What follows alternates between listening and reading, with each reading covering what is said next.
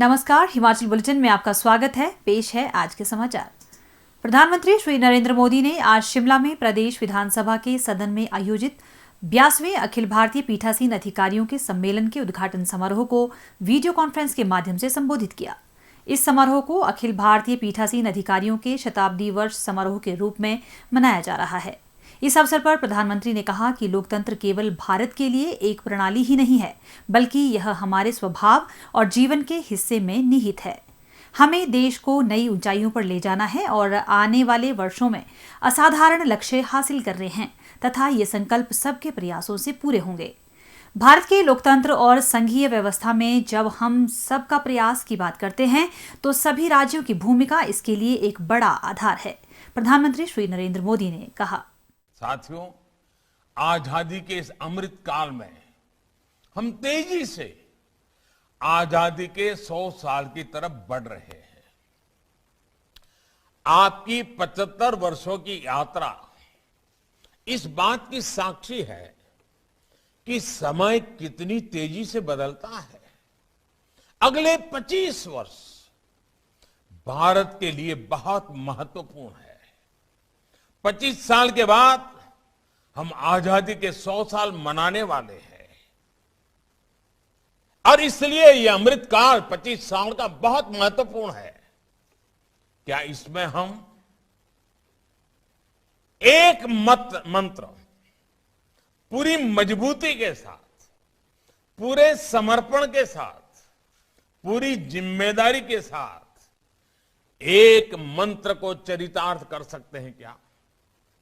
मेरी दृष्टि से वो मंत्र है कर्तव्य, कर्तव्य, कर्तव्य, कर्तव्य ही कर्तव्य। सदन में भी कर्तव्य की बात, सदन से संदेश भी कर्तव्य का ही हो। सदस्यों की वाणी में भी कर्तव्य की महक हो, उनके वर्तन में भी कर्तव्य की परिपाटी हो, परंपरा हो।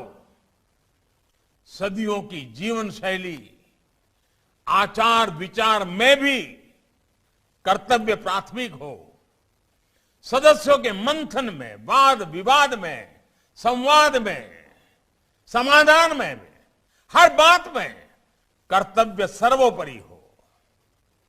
हर तरफ सिर्फ कर्तव्य की बात हो, कर्तव्य का बोध हो।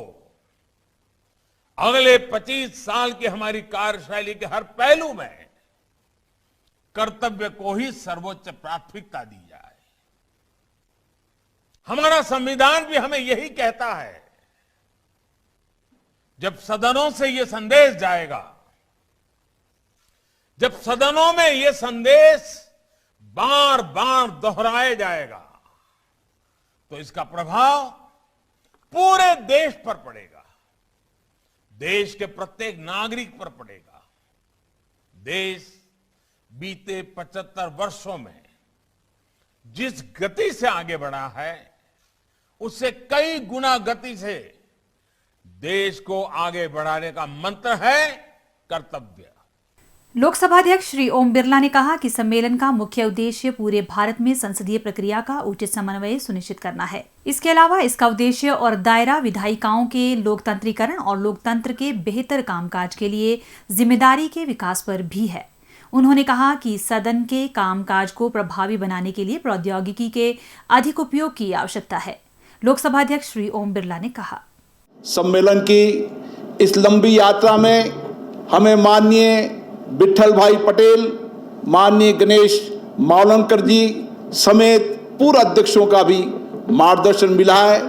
उनके नेतृत्व में विधान मंडलों को समाज की बदलती जरूरतों के अनुरूप अधिक संवेदनशील और सक्रिय बनाने में सहायता मिली है।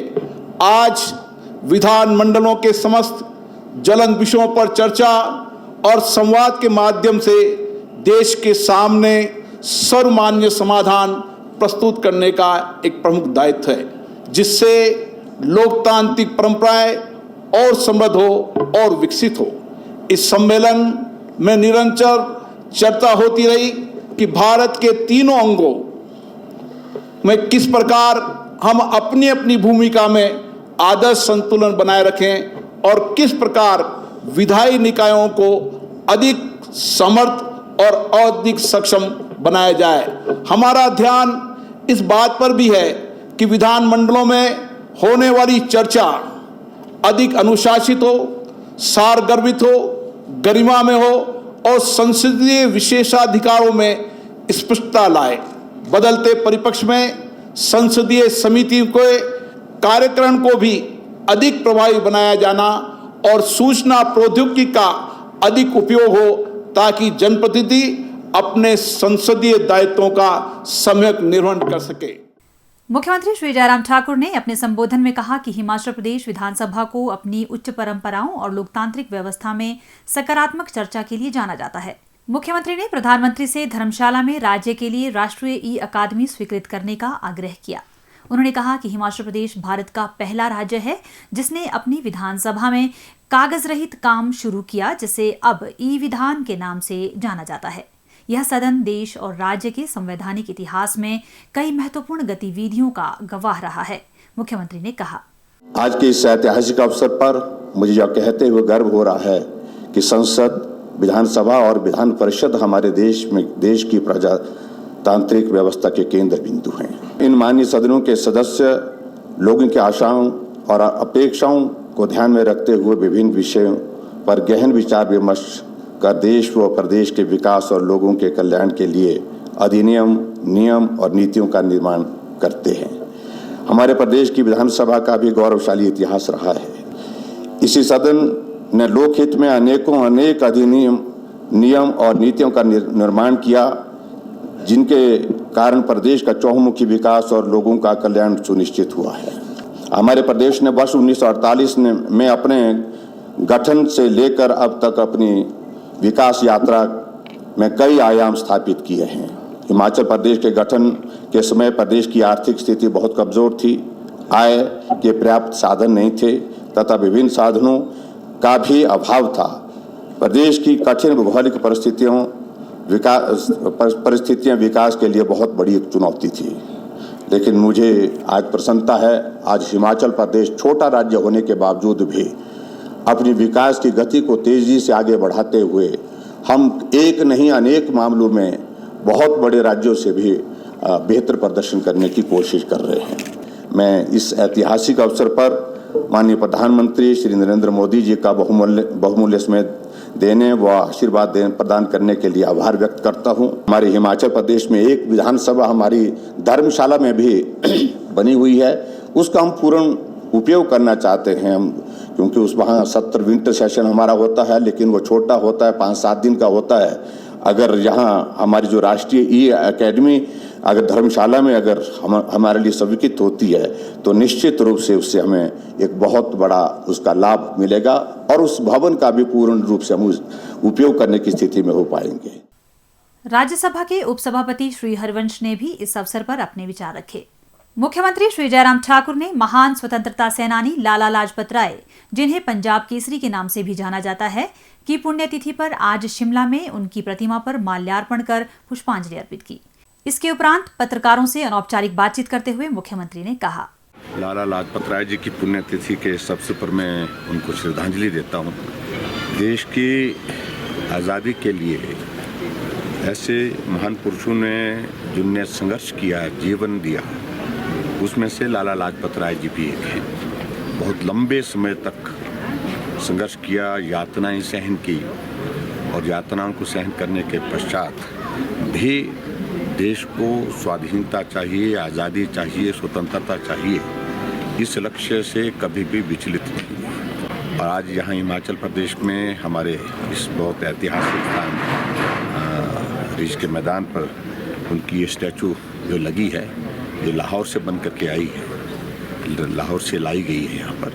और मैं आज के इस अवसर पर उनको श्रद्धांजलि देता हूँ और उनके उस संघर्ष में जीवन जिसमें हमको आज़ादी का मार्ग जो हमारे लिए प्रशस्त किया आगे बढ़ करके, उसके लिए उनके योगदान को स्मरण करता हूँ। स्वास्थ्य एवं परिवार कल्याण विभाग द्वारा दोपहर 2 बजे जारी बुलेटिन के अनुसार प्रदेश में कोरोना संक्रमण की जांच के लिए आज 1216 लोगों के सैंपल लिए गए, जिनमें से 160 लोगों की रिपोर्ट नेगेटिव पाई गई है, जबकि 1056 लोगों की रिपोर्ट आना बाकी है। अभी तक 37,85,940 लोगों की जांच की जा चुकी है, जिनमें से 35,58,561 सैंपल की जांच नेगेटिव पाई गई है।